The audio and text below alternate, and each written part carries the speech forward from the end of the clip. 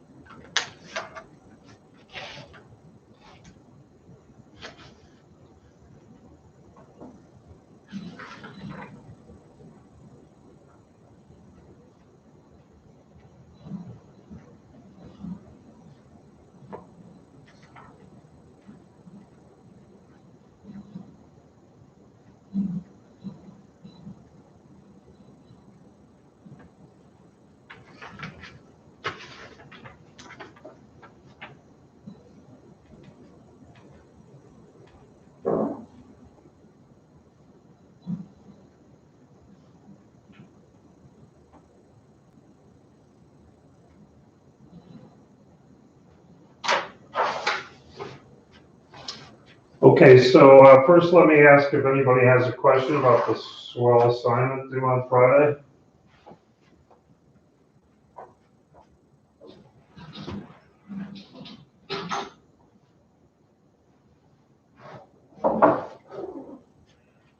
Everybody thinks we're okay? And I note that there's another one of those goofy winter weather advisories. I mean, today here in Jamestown, it's absolutely beautiful. And I never know what to do with those things. I don't live that far away, so no matter what, I will be here. On the other hand, if it gets really bad wherever you might be and you have to miss class, don't panic. For two reasons. One is you can always send your assignment to me as an attachment, and two, you can go to YouTube Public and see anything that we do in class. So I never know what to do with those advisories. I mean, a lot of times they turned out to be nothing.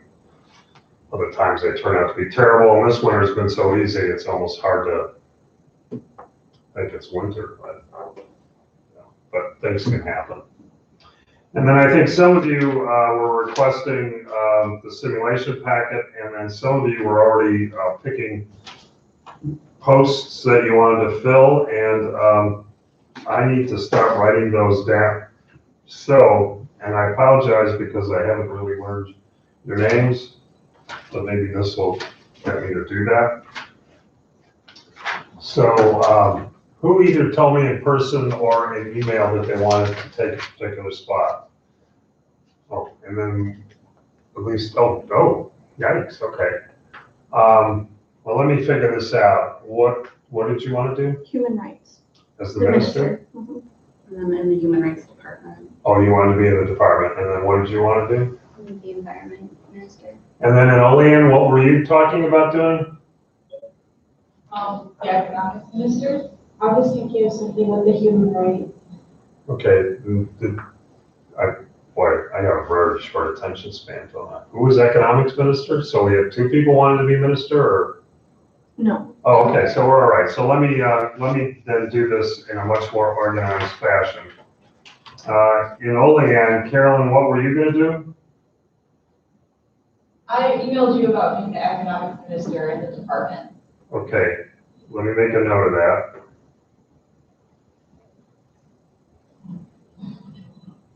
And then Tanisha, what were you thinking of doing? I said something about the human rights, but if not, it is okay. Well, what would you prefer? Something to do with the human rights. In the ministry, but not necessarily the minister? Yeah. Okay, let me make a little note. And then, okay, let's see, in Jamestown, what were you gonna do? The human rights minister. I'm Megan. You're Megan, so human rights minister. Mm-hmm. And then, I know it's Cassandra's name, or Cassie, but Yeah, the environment. as the minister? Yeah.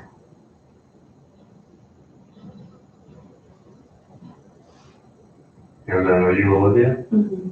I'm Ooh, just wow, gonna work with her for the human rights. okay.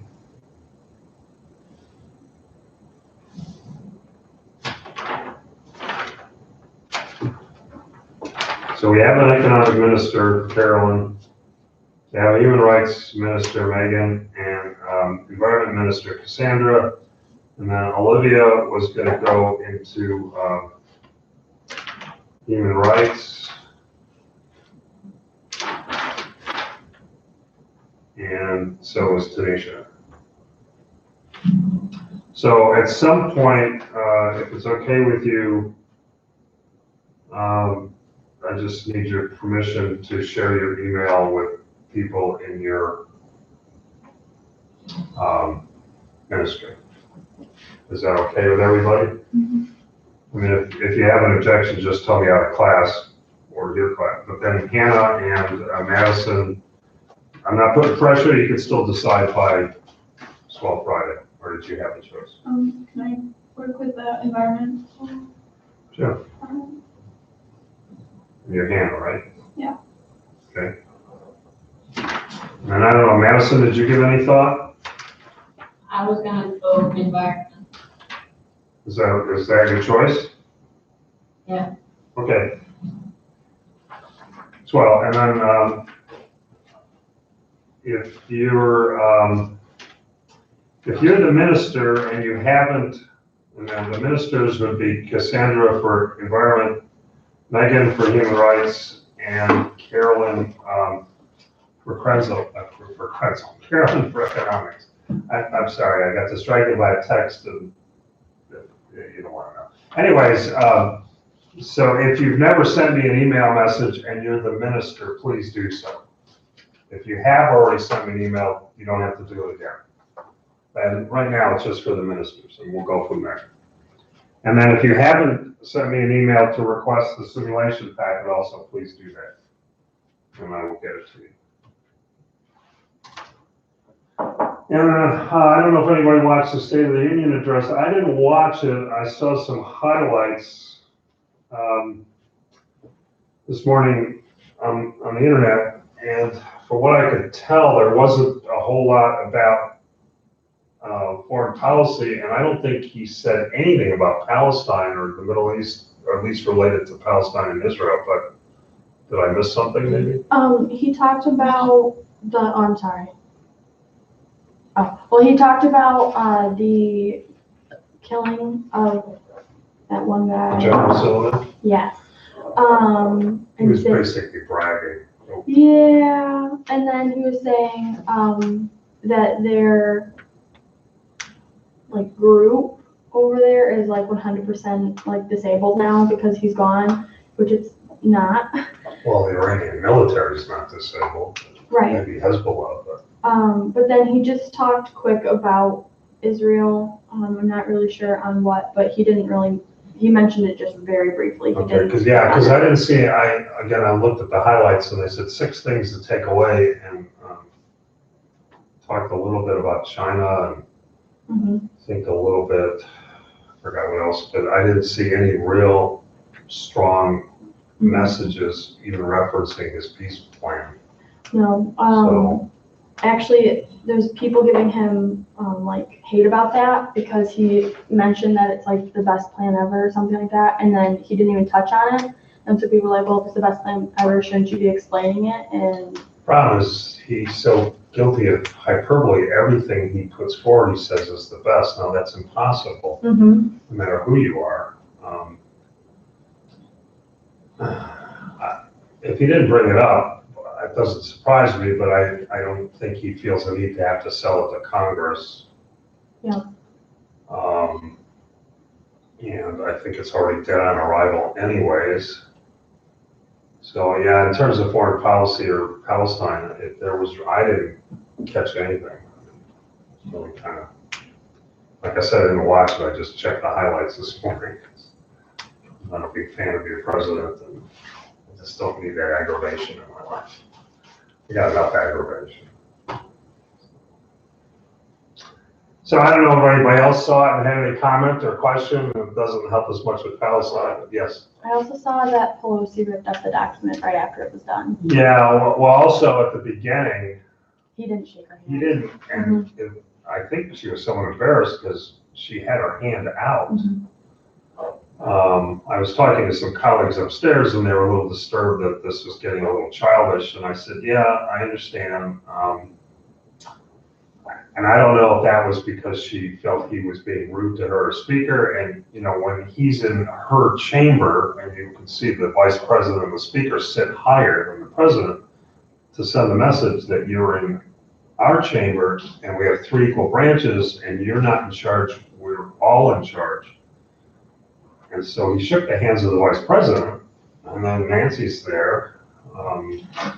I've never seen a Speaker of the House tear up the speech in the chamber while the president was still standing there. And I'm sure someone's going to criticize her for that as being childish, and I understand it, but she probably shouldn't have done it. On the other hand, I think she was trying to send him a message. I mean, she has the attention of the world watching us. And I know he's afraid of her. He has, from every account I've seen, has trouble dealing with strong, intelligent women. And she's tough as nails. So I'm just watching as much as you are. Neither she nor he consulted with me. I don't have the ear of the president or the speaker. And then, of course, there was the confusion out of the Iowa caucuses. And if Pete Buttigieg is actually in front, I don't know if he said really anything about Palestine. So I don't know. I don't remember if any of the candidates while I was watching said anything. And next week is the New Hampshire primary. So I'm not sure I'm hearing much from the Democrats about Palestine. So I think I mentioned was it 2 years ago, we had the Democratic primary for a candidate for council, congressman here in our congressional district. I went to an event somewhere out in the burbs, and I actually asked the question about, do you favor the movement of the American embassy by President Trump into Jerusalem? And I think there was about 6 candidates at the time, and I think they were all relieved to get a question they were getting guns and Social Security. I think they're getting tired of it. And then I finally stand up and ask that question. I think they're all kind of relieved. Oh boy, something else. And they all said, no, we're against it. So I couldn't smoke any difference among them on that issue, but they at least said they were against it. So but then in this congressional district, we have very few American Jewish voters or Jewish American voters. So it's relatively safe for them to say that. But I think in other districts that would be more difficult. But again, I don't know what's going on in our congressional campaign because Democrats have to pick a candidate again. Okay, well, any other questions, comments, reactions to the State of the Union, if you had any?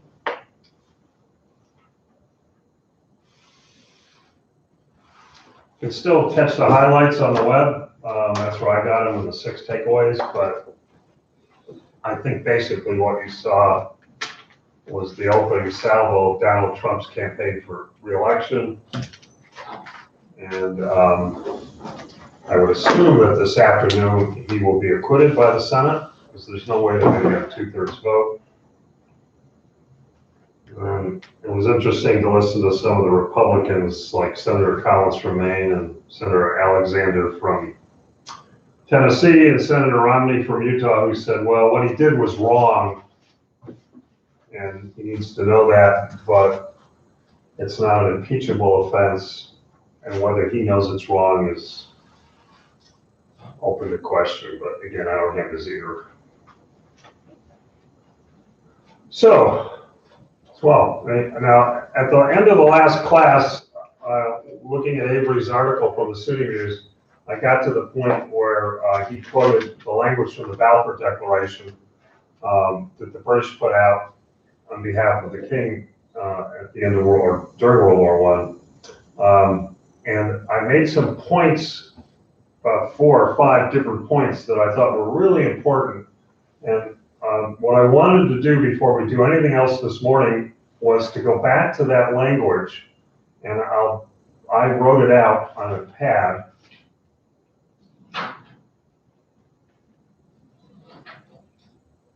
And let's see if I can get the whole thing on the camera.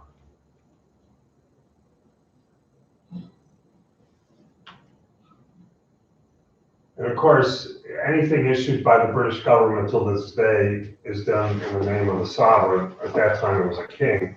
Obviously, today it's still Queen Elizabeth II. It's his government or her government. So that's just the formality that they have to observe. So His Majesty's government view with favor, and I'll to squeeze the rest of them in, I'm gonna pull that part out. Maybe back off a little more. The establishment in Palestine of a national home for the Jewish people, and will use their best endeavors to facilitate the attainment of the object, it being clearly understood that nothing shall be done which may prejudice the civil and religious rights of existing non-Jewish communities in Palestine or the rights and political status enjoyed by Jews in any other country. So most scholars and academics and practitioners would look upon this as the beginning of what we understand to be the conflict that's been going on for over 100 years, whereas before that, going back to that 1914 National Geographic article, things were relatively peaceful in that part of the world. And so the 100 years of conflict is an anomaly in 4,000 years of peaceful coexistence. It doesn't mean that there weren't problems, but Palestine, and that's the way I constructed the assignment, was really not a place of conflict. It started with this. But then the reason I wrote it out this way and double spaced it, and hopefully, can you see that all clearly in all 3 campuses? I think my writing is okay. If you can't clearly see it, let me know. One, I would recommend you take the language down, but then what I wanted to do was back up, because I made a point about a whole bunch of different things on here. And what I want to do is highlight them in here with an underline and a little note. But I'm going to turn it over to you guys. If you want to take a couple of minutes, feel free to talk with each other. There are 4 or 5 things in here, and the more I think about it, the more I keep finding stuff that I suggested to you was of note in this statement. And the statement, by the way, does reflect the dominant view of the 2 Zionist views. There is no doubt that the Zionists got the British government and Mr. Balfour, whom this is named after, to issue this statement somewhat naively and somewhat without a true understanding of that part of the world, which unfortunately not only explains the British in the way they treated most of their now former empire, but often, as we'll see later, very similar to the way President Truman ultimately treated this part of the world, based on ignorance about what they were talking about. But I'll give you a couple minutes to write it down, and then I'll ask you to tell me what we talked about the other day in class that was worth noting. While you're doing that, I will take a sip of my cold Topps coffee.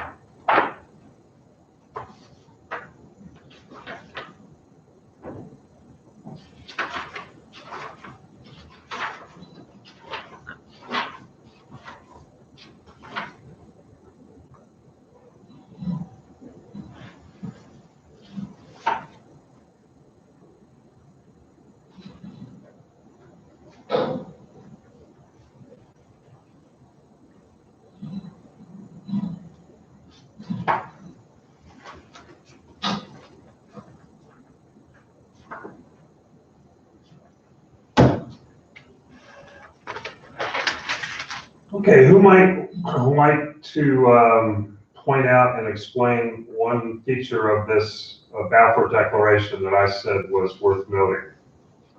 And there's a number of things, so it could be anything. Yes, ma'am. It says, like the third line up, it calls them non-Jewish communities.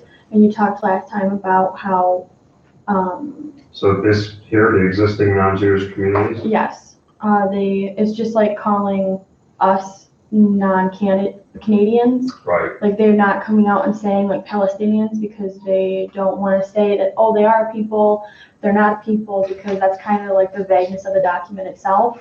So it like puts more vagueness forward. Yeah, it's a refusal to acknowledge the huge numbers, hundreds of thousands of people living there as, I mean, they don't even call them Arabs, which is typically not quite accurate, but it would have been better. But they definitely don't want to call them Palestinians, because if you say they are Palestinians, then you're admitting that there are people who live there. And part of the blindness on the part of Zionism that then gets officially embraced by the British government is that there's no people there.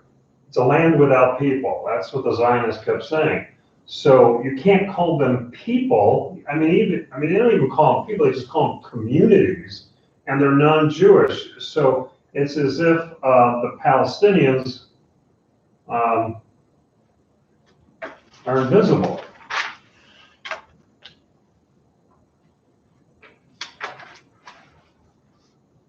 Which is if you don't really, I mean, it's possible that, the British are blinded and don't really see this. I think on the part of the Zionists and the dominant of the two themes, this was quite deliberate. This is not accidental.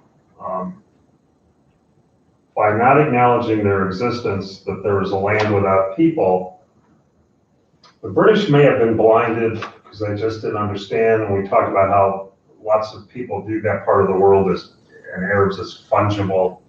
I also think it's a prejudice against people who are not European, so it's very Eurocentric.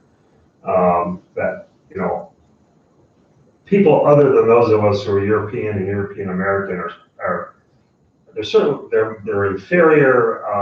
We don't have to acknowledge them. We could start characterizing them without even talking to them. It'd be like talking about Indians here as the non-American communities, or whoever you want to talk about. So yeah, I think I think this is at best accidental, and the British were blinded by this. But I think at worst, the dominant theme of Zionism deliberately did this. So that when you go there and what people, they're just some communities and if we move them, so what? So I think it was done deliberately. Who else would like to point something else in here that I brought up? Yes, ma'am, and Olean. It says that nothing shall be done to prejudice the civil and religious rights of existing non-Jewish communities. But it goes on to say, or the political status enjoyed by Jews in any other country. And it doesn't say anything about the political rights of the Palestinians. Right, so we're gonna protect the civil and religious rights of these invisible people we refuse to name. And that looks really nice, good. I get free speech, which is a civil right. I can practice my religion, which is a religious right. I think that's wonderful. People's civil and religious rights should be protected, but it ignores their political rights. And since you were nice enough to point it out, what did we say were political rights? Do you remember? What's a political right that if you're an American citizen, you have? Not sure. Say what? Not sure. Yesterday you said that their political rights are not sure. But what's an example of a political right? Vote. Yeah, the right to vote, the right to run for office, the right to form a government. So we'll let you speak out, which is a civil right. We'll let you enter into a marriage, which is a civil right. We'll let you go to mosque, synagogue, church, or stay home on Friday, Saturday, and Sunday. And so I think this was done deliberately by the dominant Zionist team and by the British government. And also, it's a bit of a shell game because it's, you know, who's going to object to giving people civil and religious rights? Well, certainly, excuse me, I wouldn't. But the way it's written, you know, you could even, it's another one of those things that's somewhat ambiguous. It would be possible to say, well, political rights is a civil right. Well, it really isn't. You know, but that could be misleading. Like, what are you talking about? Well, I'm talking about the fact that it's sort of sugarcoating. And notice what we're recognizing that you have these rights, but we're not recognizing all of your rights. And so this is very cleverly written. This is why anytime, and I'm still active in government, anytime government puts out a statement, or even the college does, I tend to look at it very carefully because it sometimes sounds good, like what's wrong with civil and religious rights? Nothing. But it keeps out political rights. And the civil thing could confuse you and you think, well, we have political rights, but you don't. And then of course it's for people who don't exist because they're invisible. So yeah, that's, I'll just put a little number on it. We'll call this one, since that was number 1. This is number 2. And notice the way they're written, they both sound nice. We're not going to prejudice the civil and religious rights of existing non-Jewish communities. And so it's very cleverly done because it sounds good and it is good, but it's not good enough. And that's a very clever way to pull the wool over people's eyes unless you're very careful about reading this. So can I get a third person to try to identify another thing in here?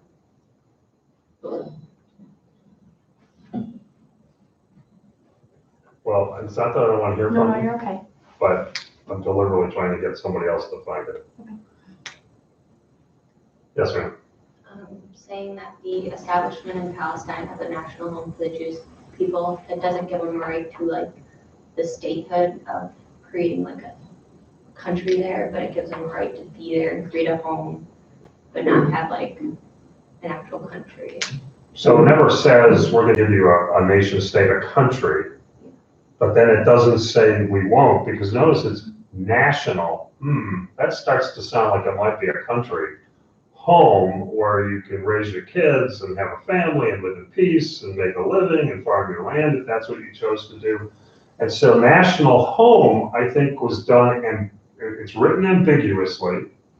But if you're an ardent, dominant theme Zionist, you're going to say, well, that clearly means a country. On the other hand, they understood that the British government might be reluctant to say that when they're going to be occupying it with a mandate that, yes, a country is coming your way, just stay tuned. So it's deliberately ambiguous, like most of this is, and misleading. Although it's like the two things on the bottom, it's still nonetheless quite specific. This is genius. I'm being very specific, but it's not specific enough so that somebody can read into this. So a national home, well, does that mean a country, or it's just a place I can go and settle and live my life in peace? Well, it could be either one. And of course, certainly as we move through the 100 years from 1917 until now, people understood that, especially the Zionists who wanted to move to Palestine and establish a nation state, said, well, you promised us a country. Well, yes and no. I think that's the way the Zionists read it. I think the Zionists wanted it to read that way. So, because I think they understood that the British government probably wouldn't go for a blanket statement that we're promising you a country. And the same thing repeats itself after World War II with President Truman, where President Truman basically says, no, I don't want a country based on religious identity. That's just wrong. That's not American. He at one point he goes, I wouldn't want a nation state for Muslim people or whatever else it might be. We shouldn't be doing that, although then he backs down. So this is ambiguous, misleading language that could be construed to say, hey, you promised us a country in 1917. It's now 1947 when the partition happens. It's 30 years later. You know, we helped you defeat the Nazis, and besides that, you owe us after what the Nazis did to us in Europe. So it's cleverly done. And you'll notice here, I always like this part. Clearly understood. I mean, I think this was written by a group, and there are some key people, but a sleight of hand, because that says clearly understood, and I would suggest to you that none of this is clear. So if you say it's clearly understood, that's like almost getting people to ignore the fact that, in fact, it's not. Nothing in this thing is clear. I really like good writing, and always did well in school because I could write well, and I still do a lot of writing and researching and everything else. And you know, you can say, well, it's because of what I do for a living, but I think there's nothing more important than writing, because you can get a lot of stuff done. This basically laid the foundation for Israel without firing a shot. It's really clever. Well done, my Zionist friends. Except that if you're Palestinian, kind of got screwed. I think there's at least one other thing here. Anybody else identify something that we brought up? And I'll open this up to anybody, because I think I found at least 4 things after we got done with it the other day. What's the other thing in here that is worth noting?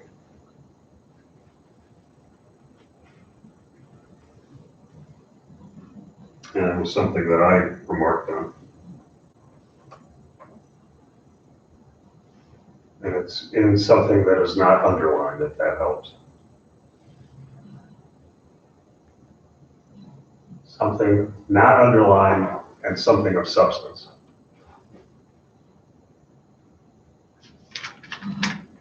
And it actually relates back to those 2 theories of Zionism. the dominant one and the subservient one, where there was a split in the Zionist community, and there's still a split in the Jewish community, such as it is in the world today.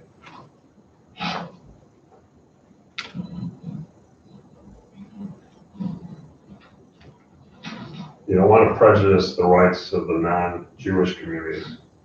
And whose rights also do you not want to prejudice by doing this? Yes. What are the rights and political status enjoyed by Jewish in any other country? And do you remember the word that we used to describe the spread of Jewish people to other parts of the world, including America, Europe, I know. what's the word we use? It's a DS. Diaspora? Yeah, diaspora. So,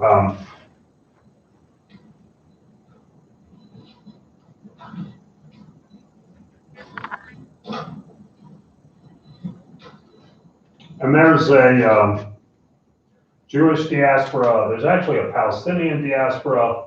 I often talk about when I was a young man, Buffalo started going downhill fast and furious. There are significant communities of ex-Buffalonians, myself included, who just had to leave because there was no future there. And so there are pockets, the Buffalo diaspora, like in Washington, Texas, literally all over the place. So diaspora can be used to describe any large groups of people who pack up and leave for one reason or another. Well, if you remember those two Zionist themes, the dominant theme was we need a state, a Jewish nation state in the Middle East, in Palestine. And then there were others who said, no, if you put so much emphasis on that, what about the rights of all the Jewish people who are free to go wherever they want and have chosen to go wherever they want, whether it was Europe, America, or South America, and build lives for themselves. And if you just talk about the nation state, you're abandoning the Jews in the diaspora, many of whom hang onto their cultures for all kinds of reasons, in part because of certain prejudice and maltreatment and everything else. And so you kind of stick together and you try to protect your identity, whether it's cultural, religious, or whatever. That's sort of a normal reaction. So the Zionists, even though I think the Balfour Declaration recognizes the dominant theme because it comes right out with this misleading statement about, notice again, that's up front. That the national home for the Jewish people that could be understood to be a promise of a nation state is the dominant Zionist theme. It gets up front, but they were also concerned about not alienating Jews spread throughout the world who they might need political support, financial support, whatever, or in fact returning to Judea and Samaria. So at the end of the statement, they put in the statement about the diaspora, which reflects the subservient Zionist theme that says, well, wait a minute, okay, have a nation state in Palestine, but most Jews are not going to live there, and in fact, most Jews do not live there. They live in Europe and Canada and the United States and South America because they're free to go wherever they want, at least in like our part of the world. And why not? They become good Americans or good British people or whatever. They contribute to society, and why wouldn't you want them? So we might need them, so don't ignore them. So we come out, this is the dominant theme of Zionism that we talked about. And you remember I gave you those two themes. This is the subservient, and you can see it in the Balfour Declaration. The dominant theme is here, the subservient theme is here, but very cleverly written because they need these folks, so you put this one up front to make your intentions quite clear in a sort of ambiguous, misleading way, so that you can just say, well, you promised us, and then, they put the other theme theory back here to say, well, we're not ignoring you, look, we recognize the diaspora and we need your support. And then they sandwiched in this buy-off of the, if you will, the existing Palestinian people while insulting them and not giving them their full rights. And then in the middle of it all saying this is all clearly I mean, clearly understood is different than saying clearly written. Because clearly written could mean that the person who wrote this is clear. Clearly understood means that everybody who bought into this, the British, the Zionists, whoever, it's understood. It's not open to interpretation, although in fact it really is. Balfour Declaration set us on a course of conflict for the last 100 years, but I think it's still one of the most ingenious writings in world politics that I have ever seen. And it's what? I don't even know how many words, 50 words, maybe, I don't know, I didn't count. And of course, Avery was right to point it out in the article he wrote, and I wanted us to back up to take a little more look at this, because it says an awful lot. It's the seeds of all the problems we're having today, including President Trump's so-called peace plan that was not negotiated with the Palestinians, so they continue to be invisible, and it shores up the independent Jewish state of Israel. And if you look at his plan, it still reflects this. So whatever else the president's peace plan is, it's the Balfour Declaration all over again. That just is, the conflict is new. The theme of how all this got started and keeps going has not changed.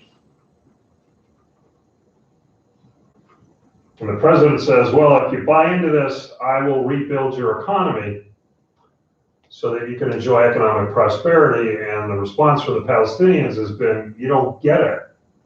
Yes, we want to have an economic future, but we want a political future, and you're still doing this.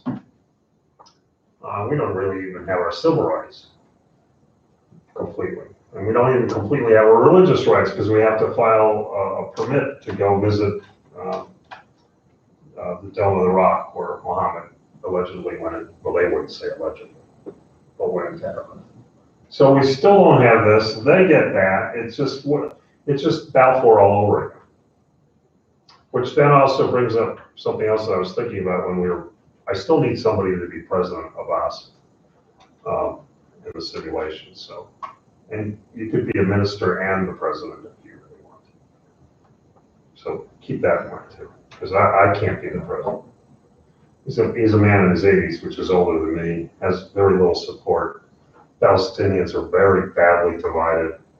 That hasn't changed in 100 years. The Israelis are united, pushing the United States, and Trump has been declared their greatest friend. So that's probably actually true. How much time do I have? I can't read that clock. About 5 minutes left. About 5 minutes? Okay. Well, let me stop and see first if anybody has a question. Because this is so critical, and Avery, as I said, I think he's a genius. He caught it.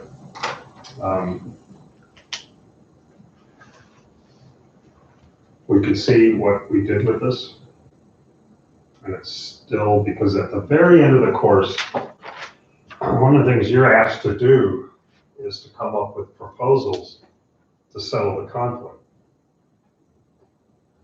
And I'm not asking you guys to do stuff that nobody else has been able to do, but I guess I am.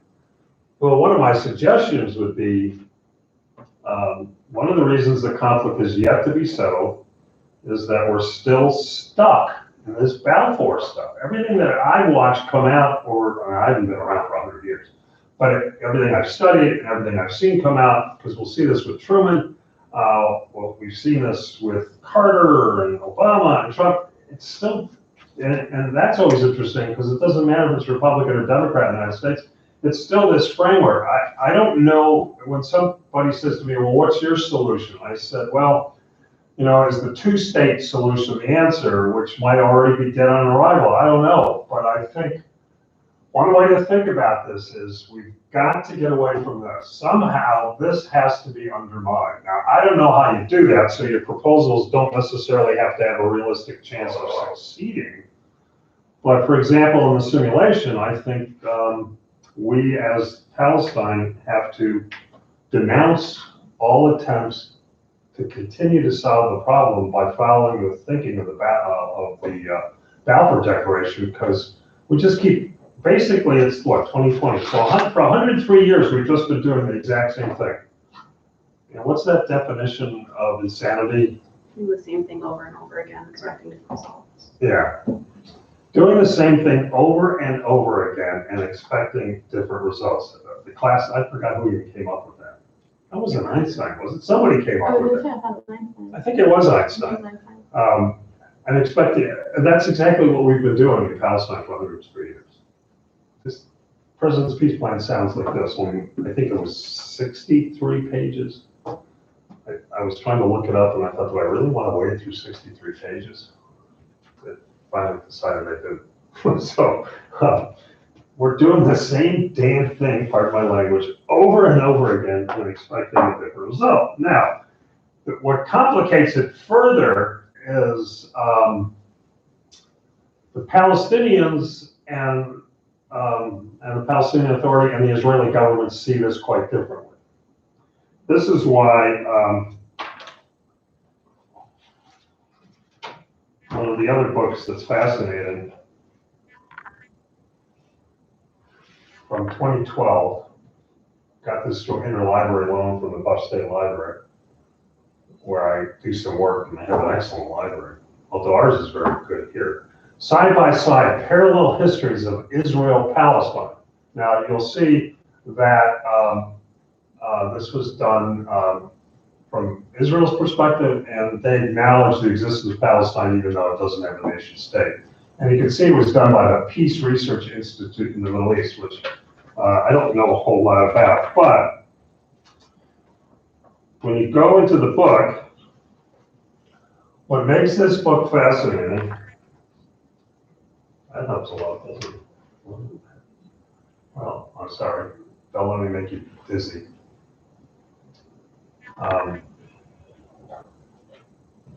This book takes the key points from Balfour on, and as you're facing the screen on your left side, and don't worry about trying to take any of this down.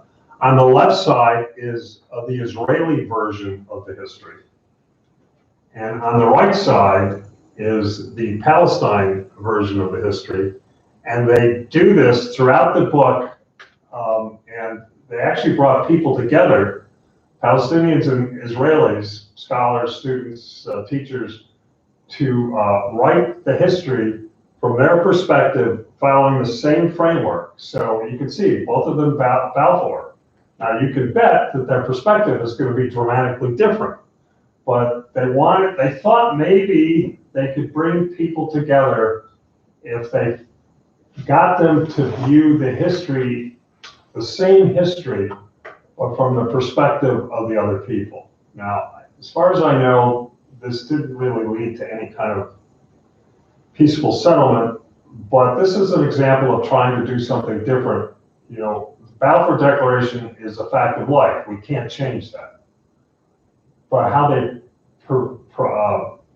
view this, like the Zionists, and you can see right away they start talking about Zionists, and you know, what does it say? Birth of the Zionist movement.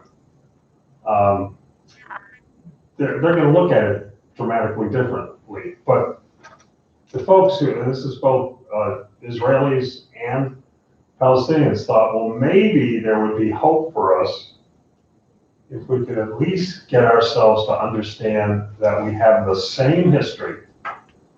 But when you look at our views of the same history, it looks as if you're talking about two different places.